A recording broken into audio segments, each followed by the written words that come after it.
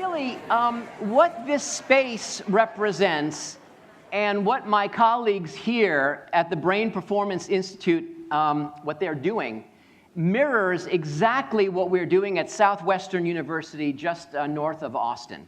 And if you haven't engaged with Southwestern, which is a shame because it's Texas's first institution of higher learning, first chartered back in the ripe old age of 1840, if you can imagine that old, 178 years old, before Texas was even a state. It was a republic, and that was our very, very first charter. But if you fast forward 178 years, today we continue to be at the very cutting edge of defining what formal education should look like, and how to make it meaningful for young people today, and how to engage young minds to embrace practices of thinking that will allow them to amplify their own efforts and to become even better.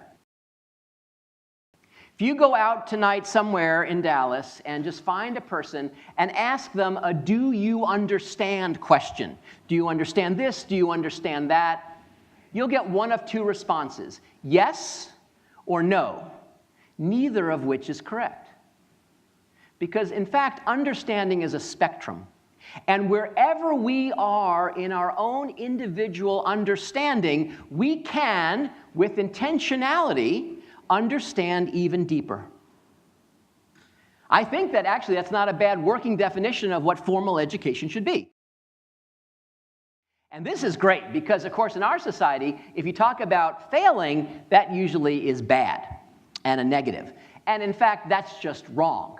And it's not reality. And you know that, but you don't like to admit that, because you know that so many of the great things that have occurred in your own journey have occurred by lessons learned when things did not go right.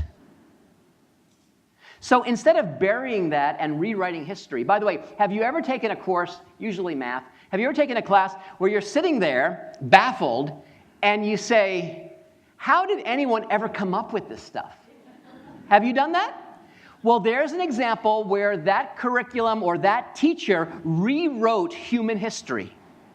Because in fact, every idea that we study are natural ideas that come from human beings, that naturally derive through the flow of thought. But once you have that, and you can then clean it up and find a direct way to get there, you can rewrite history and then just offer the formula and say, there it is, voila, and it looks like magic. It was never magic. It was through a process of thinking. And the more we embrace that reality, including the false starts and the missed steps, the more we can actually move the frontiers of our own understanding forward. But more importantly, whenever we confront a new idea, one that we ourselves perhaps created, or one that's just new to us, but out there in the world of ideas, that should never be the ending and should always be the beginning. Because then our mind should say, what comes next?